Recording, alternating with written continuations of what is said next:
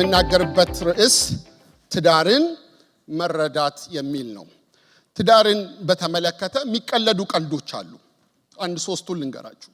ብዙ በትዳር ዙሪያ፣ በጋብቻ ዙሪያ፣ በቤተሰብ ዙሪያ ቀልዶች አሉ። አንድ በጣም የገረመኝ ያነበብኩት ልጅቷ ቁጭ ብላ ሙቪ ታለች።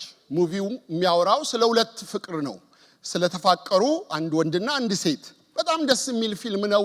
ፍቅራቸው በጣም ደስ ይላል። ሲዋደዱ፣ ሲንከባከባት፣ ስትንከባከበው በጣም ሮማንቲክ የሆነ ነገር ነው ፊልሙ የሚያወራው። ይህንን ፊልም እያየች ደስ እያላት፣ ወጣቶች ናቸው፣ በኋላ ተጋቡ።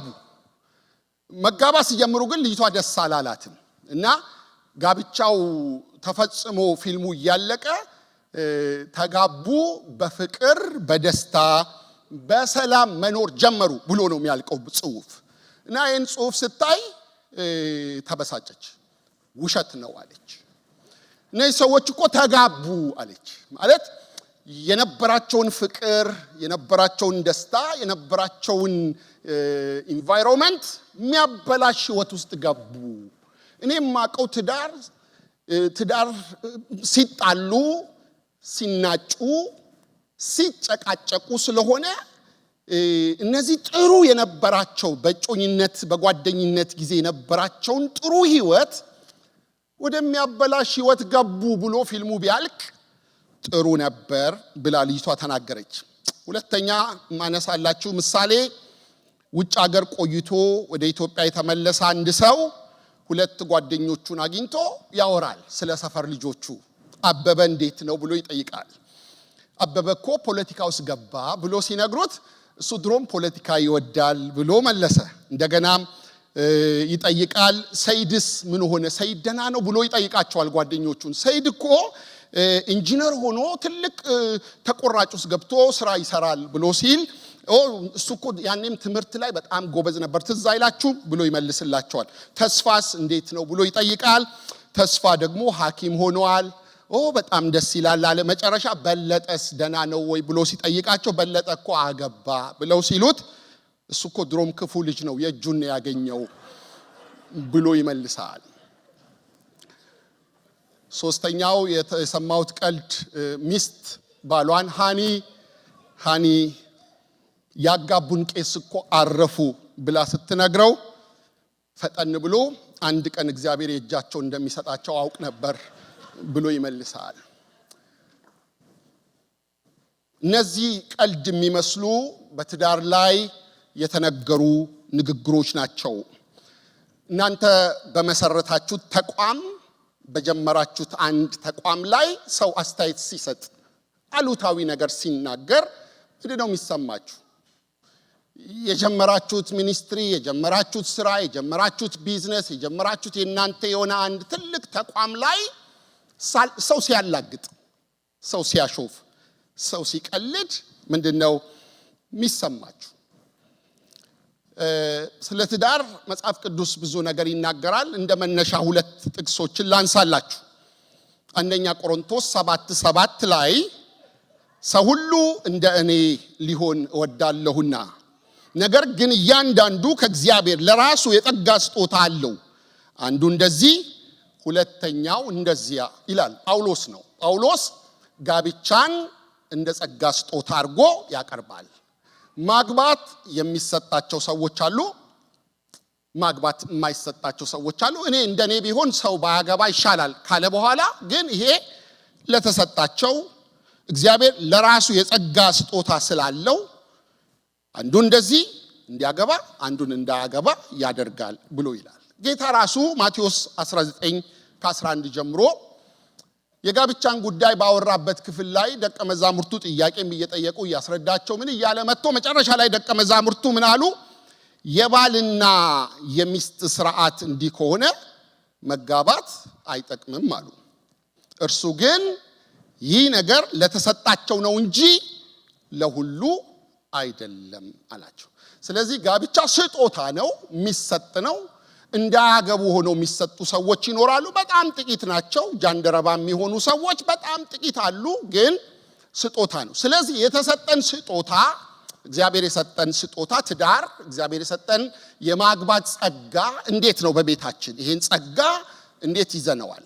እግዚአብሔር የሰጠንን ስጦታ በምን ደረጃ ነው ቫልዩ እየሰጠነው ያለው? ስለዚህ ተመልከቱ፣ ልብ በሉ፣ ከኔ ጋር ሁኑ። እግዚአብሔር የሚናገረን ምሽት ነው። ሊመክረን ፈልጓል። እግዚአብሔር ሊሞግተን ፈልጓል። የተሰጣችሁን ጸጋ፣ ይሄ የማግባት ጸጋ ተሰጥቷችሁ ያገባችሁ ሰዎች ትዳራችሁ እንዴት ነው? ምን ይመስላል? ይሄ እንደ አንዱ እንደ መነሻ ውሰዱት። ሁለተኛ እንደ መነሻ ማነሳላችሁ ዕብራውያን 13:4 ላይ መጋባት በሁሉ ዘንድ ክቡር መኝታውም ንጹህ ይሁን ይልና ሴሰኞችንና አመንዝረኞችን ግን እግዚአብሔር ይፈርድባቸዋል ይላል። በአጭሩ ጋብቻ ክቡር ነው ይለናል። እስቲ ክቡር ነው በሉ። ጋብቻ ምንድነው? ክቡር ነው። ምን ማለት ነው? ምን እየነገረን ነው? በዚህ ቦታ ላይ ጳውሎስ መጋባት ትዳር የከበረ ነው፣ በጣም የተቀደሰ ነው፣ በጣም ክቡር ነገር ነው። ጋብቻ ክቡር ነው። ለምንድነው ክቡር የሆነው? የፈጠረው ክቡር የሆነ አምላክ ስለሆነ ነው። በክቡር አምላክ የተፈጠረ ተቋም፣ እግዚአብሔር የመሰረተው ተቋም ብዙዎቻችን የምናላግጥበት፣ ብዙዎቻችን የምናሾፍበት፣ ብዙዎቻችን የምንቀልድበት የእግዚአብሔር ስራ፣ እግዚአብሔር ራሱ የሰራው የሱ የፈጠረው ኢንስቲትዩሽን የመጀመሪያ ስራው እግዚአብሔር የሰራው የመጀመሪያው የከበረ ነገር፣ እኛ ግን ምንቀልድበት ምናሾፍበት ጋብቻ ትዳር ክቡር ነው። ከእግዚአብሔር የተሰጠን ስጦታ ነው። ትዳርን አቢዩዝ ማድረግ፣ የትዳር አጋርን አቢዩዝ ማድረግ የከበረውን እግዚአብሔርን አቢዩዝ እንደማድረግ ነው። እግዚአብሔርን እንደመጣላት ነው።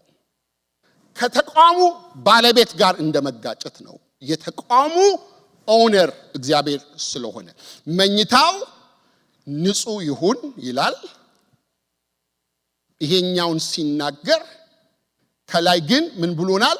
መጋባት በሁሉ ዘንድ ክቡር ነው ማለት ባገባውም ባላገባውም፣ በሚያምንም በማያምንም በየትኛውም ሰው ዘንድ ጋብቻ ምንድነው? ክቡር ነው። መኝታው ንጹህ ነው። የታጠበ አንሶላ ይሁን ማለት አይደለም። የተቀደሰ ይሁን፣ ሬቨረንድ ነው፣ የተከበረ ነው፣ ክብር የሚገባው ነው።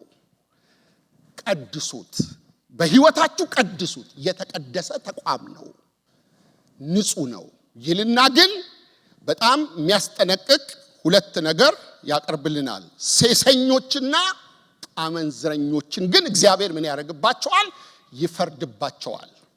ሴሰኛ ያላገባ ወደ ኃጢአት ወደ ዝሙት የሚሄደውን ሰው ነው ሴሰኛ። አመንዝራ ያገባ ከትዳሩ ውጪ የሚማግጥ ነው። እስራኤል አምላኳ እግዚአብሔር ሆኖ ሳለ ጣዖት ስታመልክ አመነዘረች። ባል ሚስት ኖሮት ሌላ ሴት ጋር ሲሄድ፣ ሚስት ባል ኖሯት ሌላ ወንድ ጋር ከሄደች አመንዝራ ናት። ስለዚህ ጋብቻ በሁሉ ዘንድ ክቡር ይሁን ሲል ባገባውም ባላገባውም፣ መኝታው ንጹህ ይሁን ሲል ባገባውም ባላገባውም። ስለዚህ ያላገባም ሰው ራሱን ይጠብቃል። ተቀድሶ ክቡር ወደ ሆነው ተቋም ስለሚገባ እግዚአብሔር ወደ ቀደሰው ቤት ህይወት ስለሚመጣ ራሱን ጠብቆ ተጠንቅቆ ተቀድሶ የህይወት አጋሩ እስኪመጣ በዛ ህይወት ይኖራል። ይሄን ካላደረገ ግን ክቡር የሆነውን ትዳር ያረከሰ የሚኖር ከሆነ እግዚአብሔር ይፈርድበታል ይላል። እግዚአብሔር ፈራጅ ነው። ስለዚህ ትዳራችንን ዛሬ እንድንቃኘው ወንድማችን ጸጋብና በቃሊ ፕሮግራም ምክንያት እርስ በርስ ዛሬ ቤታችንንም እንድናይ ይሄን እድል ወስደን በእግዚአብሔር ቃል እግዚአብሔር እንዲሞግተን እንዲናገረን እንድንፈትሽ እግዚአብሔር የሚናገር አምላክ ነው። የወንዶች ጉዳይ የሚባል ድራማ ነበር ኢትዮጵያ ቆይቷል። የፍቅር ኮሜዲ ነገር ነው። በጣም ረጅም ጊዜ ሆኖኛል ካየሁት። እዛ ድራማ ውስጥ አንድ ዱርዬ ልጅ አለ፣ ሴቶችን የሚያስቸግር ዝሙት የሚሰራ። ድራማው የሚያጠነጥነው እንደሱ አይነት ነገር ላይ ነው። በአብዛኛው የወንድና የሴት ግንኙነት ላይ ነው። ልጁ በጣም ዱርዬ ነው፣ ይታወቃል። እዛ ስራ ቦታ ላይ ያውቁታል። የሆነ የሴቶች ለቅሶ ከመጣ እሱ ነው፣ ዘሪሁን ነው በቃ እቺ ልጅ የሆነ ነገር አድርጓታል ይላል አለቃው። እዛ አናጢ ስራ የሚሰሩበት ቦታ ነው። በቃ በጣም የታወቀ ልጅ ነው። እና አንድ ቀን አንዷ አርግዛ እያለቀሰች መጣች እና የስራ ቦታው ሰው በትር ይዞ የታል ዘሪሁን ብሎ ሊደበድበው አረ ዘሪሁን አይደለም እሷ ሲያረገዘችው ሙሹ ነው ምናምን ከሚባለው ነው ብላለች። አንዴ ከረከሰ ሰው አንዴ በአንድ ጉዳይ በሴክስ በዝሙት ጉዳይ ከወደቀ ላይፍ ስታይሉ ሊያረግ ስለሚችል ፍርድ አለው፣ ቅጣት አለው። እግዚአብሔር ይፈርድባቸዋል የተባሉ ብዙ ነገሮች ቢኖሩም በዋናነት ግን አመንዝሮችና ሴሰኞች ላይ ሳያገቡ ኃጢአት ዝሙት የሚለማመዱ በቻት ሴክስ የሚያደርጉ ሊሆኑ ይችላሉ፣ በፎን ሴክስ የሚያደርጉ ሊሆኑ ይችላሉ፣ ፖርኖ የሚያዩ ሊሆኑ ይችላሉ። ህይወታቸውን ሊጎዳ በሚችል ዓለም ውስጥ የገቡ እግዚአብሔር ይፈርድባቸዋል። ክቡር ነው ትዳር። ስለዚህ ተጠንቅቆ ወጣቶች ያላገባችሁ ስሙኝ፣ ቅድስናን ጠብቃችሁ እግዚአብሔርን ፈርታችሁ ከዝሙት ርቃችሁ የምትወዱት ሰው ወደ ህይወታችሁ እስኪመጣ በፍርሃት በመንቀጥቀጥ በንጽህና፣ ምክንያቱም እግዚአብሔር ስለሚፈርድባችሁ እግዚአብሔር ይፈርዳል ይላል የእግዚአብሔር ቃል። ያገባችሁ መስመር የምትለቁ ካላችሁ ከእግዚአብሔር ትልቁ ተቋም የምትለቁ እናንተን አመንዝሮች ነው የሚላቸው እግዚአብሔር። አመንዝራ የሚለው አግብቶ ሌላ ቦታ የሚሄድ በቤቱ የማይረካ በቤቱ የማይደሰት ፍርድ አለ። ይሄን የትዳር መሰረታዊ ነገር ካየን ጥቅሙ ምንድነው ካላችሁ 6 ነገር በፍጥነት አንስቼ ልጨርስላችሁ። አንደኛ የትዳር ጥቅም ለሴትና ለወንድ ህብረት እግዚአብሔር የፈጠረው ተቋም ነው። ዋናው ጥቅሙ በአንድ ወንድና በአንድ ሴት ውስጥ ሊኖር ስላለው ህብረት እግዚአብሔር የፈጠረው ተቋም ነው። አንደኛ ቆሮንቶስ 11 ላይ ሲናገር ነገር ግን በጌታ ዘንድ ሴት ያለ ወንድ ወንድም ያለ ሴት አይሆንም። ዘጋው። ምንድነው ማግባት የሚጠቅመኝ ካላችሁ ትዳር ውስጥ የህይወት አጋር አንድ ወንድ ከአንድ ሴት ጋር የሚኖረው ህብረት እግዚአብሔር ህብረት ነው ያየው። አዳም እኮ ስም ሲያወጣላቸው ለእንስሳቶቹ ጥንድ እየሆኑ ሲመጡ እያየ ነው። ብቸኛ ነው እሱ። ረዳት ያስፈልጋል፣ የህይወት አጋር ፓርትነር ያስፈልጋል ብሎ ነው እግዚአብሔር ሔዋንን የሰራው። 1:27 ላይ እግዚአብሔር ሰውን በመልኩ ፈጠረ፣ በእግዚአብሔር መልክ ፈጠረ ይልና ወንድና ሴት አደረጋቸው ይላል። ያለው ጾታ ወንድና ሴት ብቻ ነው። ፕሬዝዳንታችንም ይሄን ተናግረዋል። መጽሐፉ የሚያቀው የጋብቻ ጥቅም አንድ ወንድ ከአንድ ሴት ጋር የሚያደርገው ህብረት ነው። እዛ ውስጥ እግዚአብሔር ብዙ ነገሮችን አስቀምጧል። ማቴዎስ 10ንም ማየት ትችላላችሁ። ስለዚህ ትዳርን የሰራው እግዚአብሔር ነው። የእግዚአብሔር ፕላን ነው። የእግዚአብሔር ፕሮጀክት ነው። የሰው አይደለም። ዝም ብለህ ተነስተህ የምታፈርሰው አይደለም። እንደፈለክ የምትሆንበት ህይወት አይደለም። የእግዚአብሔር ፕላን ነው። ፕላኑን፣ ዲዛይኑን፣ ፕሮግራሙን፣ ፕሮጀክቱን የሰራው የሰማይና የምድር አምላክ ነው። የከበረ ነው ትዳር። አክብረው፣ ተጠንቀቅለት። ለትዳርህ ዋጋ ስጥ፣ ዋጋ ክፈል። የእግዚአብሔር ትዳር ነው። በአንድ ወንድና በአንድ ሴት መካከል ነው። ጽኑ ነው፣ የማይፈርስ ነው፣ ቃል ኪዳን ነው። ሁለተኛው የትዳር ጥቅም ለመባዛት ነው፣ ለመዋለት ነው። ዘፍጥረት 1:27 እና 28 ላይ እግዚአብሔርም ሰውን በመልኩ ፈጠረ፣ በእግዚአብሔር መልክ ፈጠረው ይልና ወንድና ሴት አደረጋቸው ካለ በኋላ እግዚአብሔር ባረካቸው፣ እንዲህም አላቸው ብዙ ተባዙ፣ ምድርንም ሙሏት፣ ግዟትም እያለ ይቀጥላል። ስለዚህ የትዳር ጥቅም መባዛት ነው። እግዚአብሔር ትውልድ እንዲቀጥል ይፈልጋል። ልጆች እንወልዳለን። ልጆች የሚሰጠን በአደራ መልክ ነው።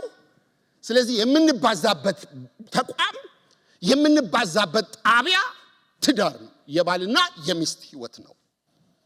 ትላንትና አንድ ስታቲስቲክስ ሰምቼ በጣም ነው የደነገጥኩት። አሁን የውርጃ ቁጥር በፕሮቴስታንት እምነት ውስጥ አንደኛ ሆኗል። ያለ ጋብቻ ያረግዛሉ። የሚወስዱት እርምጃ ማስወረድ ነው። ትክክለኛ ጥናት ፕሮቴስታንትነት ኢትዮጵያ ውስጥ ነው። በጣም ያሳዝናል። ሾኪንግ ነው። በቅድስና ተጋብተው የሚወልዱበት የሚባዙበት ፍሬ የሚያፈሩበት ህይወት ሆኖ ሳለ በዚህ ደረጃ አቢዩዝ ይደረጋል። ሚልክያስ ላይም ሲናገር 2:15 እና 16 እግዚአብሔር የህይወትን መንፈስ አንድ አድርጎ ጠብቆልን የለምን? እርሱ የሚፈልገው ምንድነው? ዘር አይደለምን?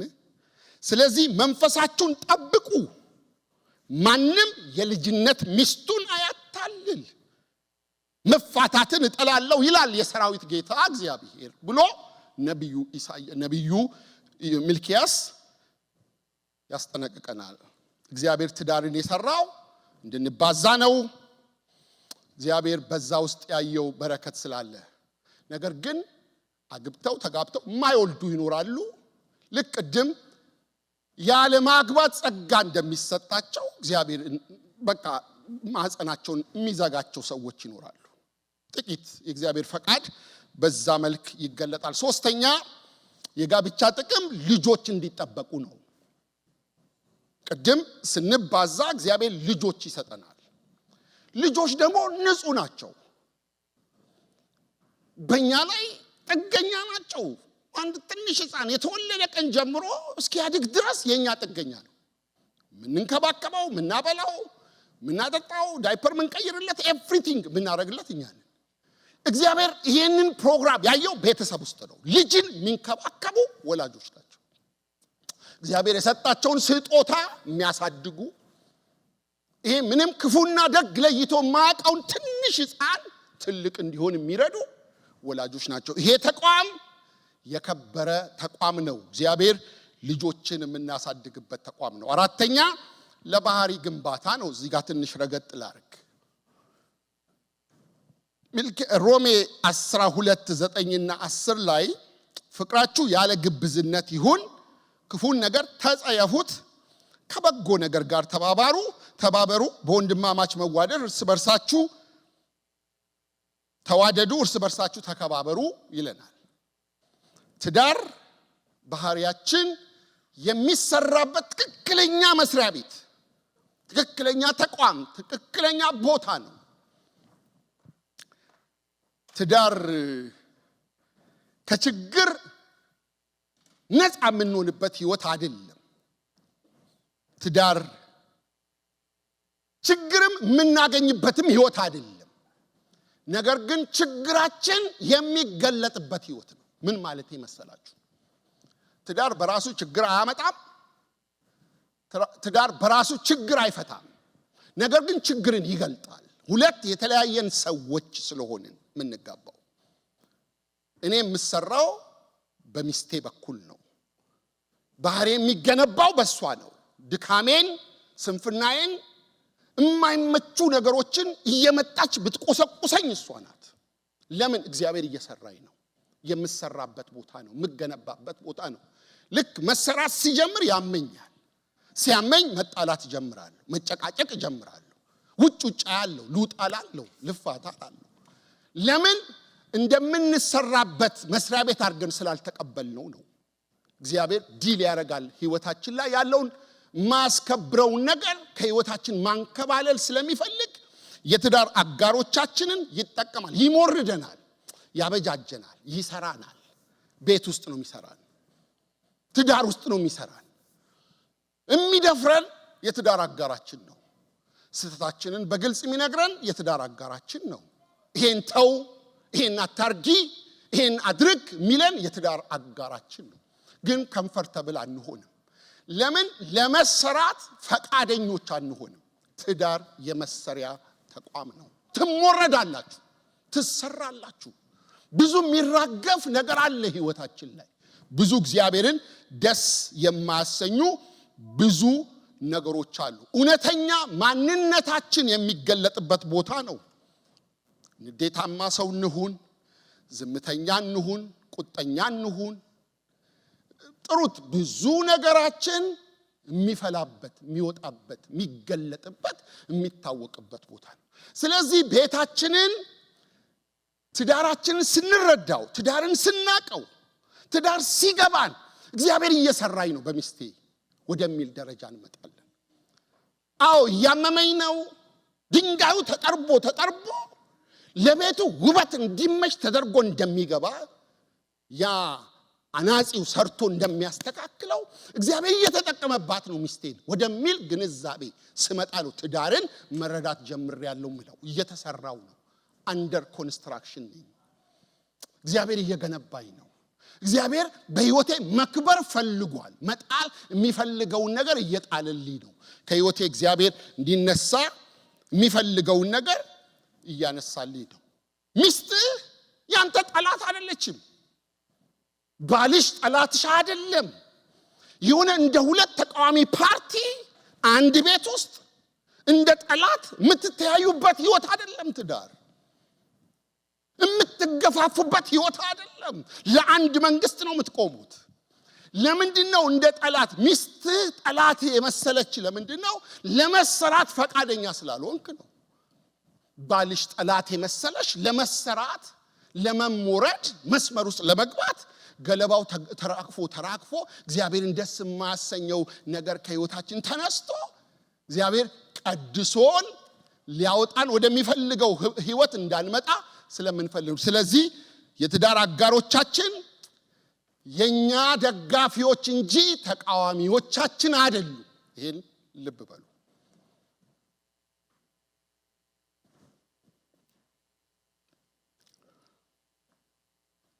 ለኔ የሚል ህፃን ብቻ ነው።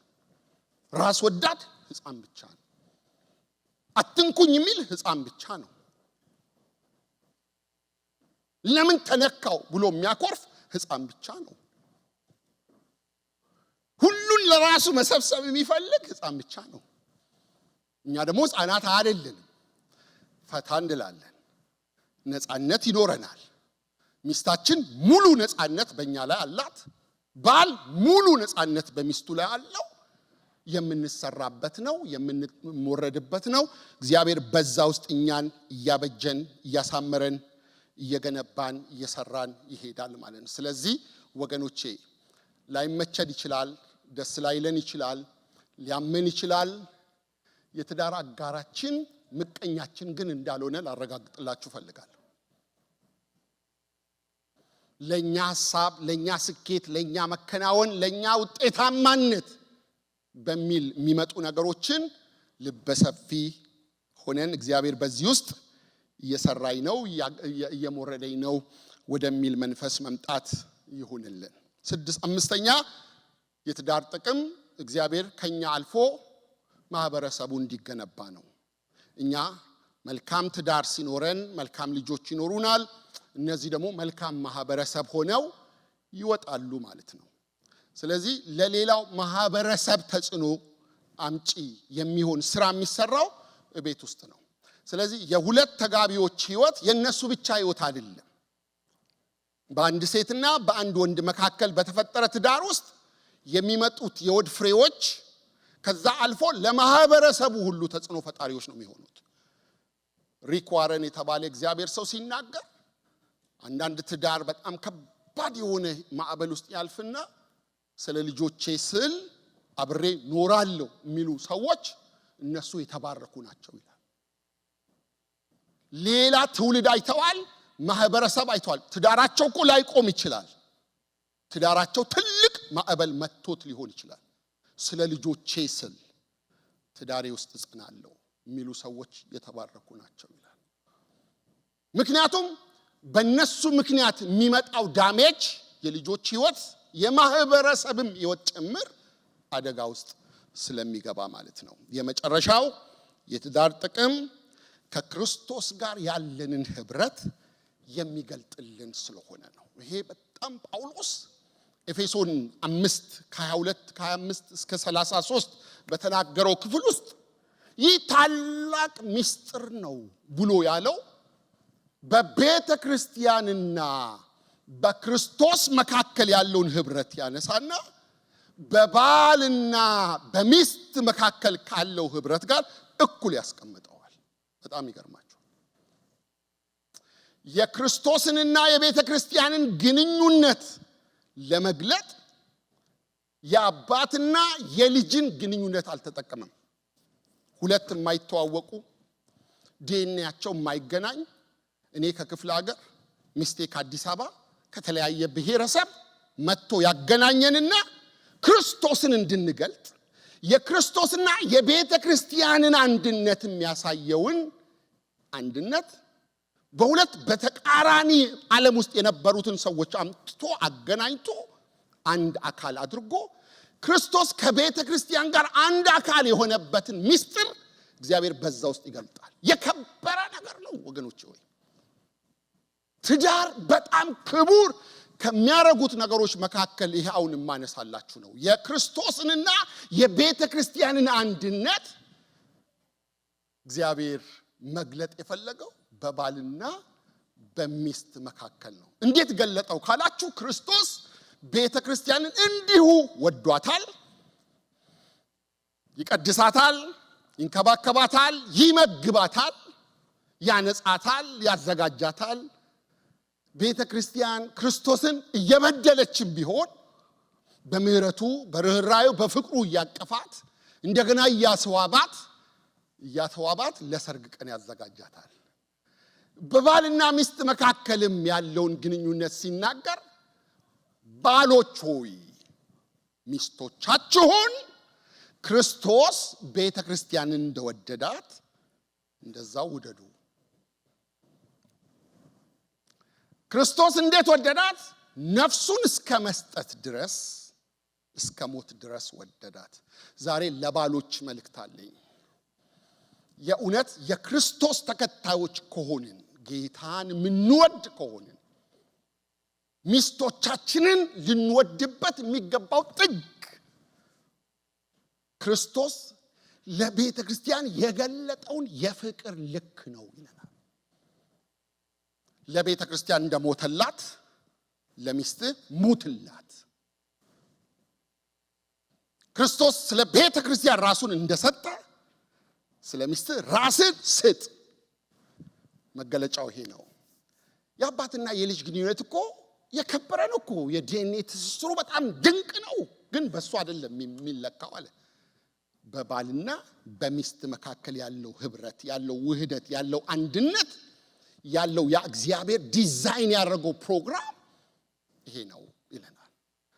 ሚስቶችን ደግሞ ሚስቶች ሆይ ቤተ ክርስቲያን ለክርስቶስ እንደምትገዛ ለባሎቻችሁ በሁሉ ተገዙ ይላል። አክብሯቸው። ባሎች መከበር አለባቸው።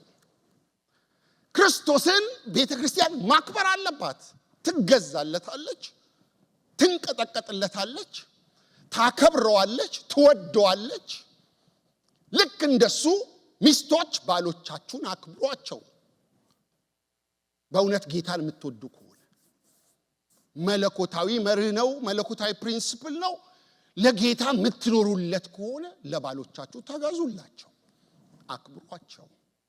ይሄ ህይወት በሚገለጥበት ጊዜ ወገኖች ሆይ ትዳርን ተረዳ ነው ማለት ነው። እግዚአብሔር የመጀመሪያው ከሰራው ስራ በኋላ የተናገረውን ቃል ትእዛዝ ሆኖ እንኳን በትእዛዝ ደረጃ ያስቀመጠው ቃል ለባልና ለሚስት ነው። ብዙ ተባዙ፣ ምድርን ሙሉአት አዘዛቸው። የመጀመሪያው ትእዛዝ ለካፕሎች ነው የተሰጠው። እግዚአብሔር በዚህ ውስጥ በረከት አለው። ትዳራችሁን ስትረዱት እኔ ዛሬ 20 ዓመት ነው ያገባሁት። 20 ዓመት ገና 1 ወር ምናምን ገደማ ነው ካከበርን። ትዳር ብዙ ሳላቀው ነው የገባሁት። ብዙ መጽሐፍ አላነበብኩም። የትዳር ነገር እፈልጋለሁ። ገና ተማሪ ሆኜ ማግባት እፈልጋለሁ፣ ግን ዕውቀቱ የለኝም። መንገድ ያሳየኝ ሰው የለም። ትዳር እንዲህ ነው ያለኝ ሰው የለም። የመከረኝ የለም። ስገባ ለኔ አዲስ ዓለም ነው፣ እንግዳ ዓለም ነው። ሁለት የተለያየ ዓለም ውስጥ የነበርን ሰዎች ነው የመጣ ነው። እየተሰራን እየተሞራረድን እየተጣላን እየታረቅን ይቅርታ እየተጠያየቅን ሰላማችንን ለመመለስ እየጣርን እያልን 20ኛ ዓመት ላይ ደረስን። 50 ዓመት የሞላቸው እኛ መካከል አሉ። 60 ዓመት የሞላቸው አሉ። ወደ 70 እየተጠጉ ያሉ በትዳር ውስጥ እንዴት እድለኞች መሰላችሁ! ይህ ጉባኤ እንዴት የተባረከ መሰላችሁ! ብዙ ምሳሌዎች እንደ ደመና ዙሪያችን ላይ አሉ። ጸንተው ታማኝ ሆነው እግዚአብሔርን እያገለገሉ ቤታቸውን ተንከባክበው ልጆቻቸውን አሳድገው የልጅ ልጆች አይተው የተባረኩ ብዙ አባቶች እናቶች እኛ መካከል አሉ። እንደ ምሳሌ የምናያቸው እነሱ የደረሱበት ቦታ መድረስ የምንፈልግ ከሆነ ወገኖች ሆይ ትዳርን እንረዳው፣ ትዳርን እንወቀው። ገብተናል ያለው አንድ በር ነው። ስንገባ በሩ ከኋላችን ተዘግቷል። አንወጣም። ታማኝ ሆነን በትዳራችን ጸንተን እንድንኖር እግዚአብሔር ይርዳን። ጌታ ይባርካችኋል።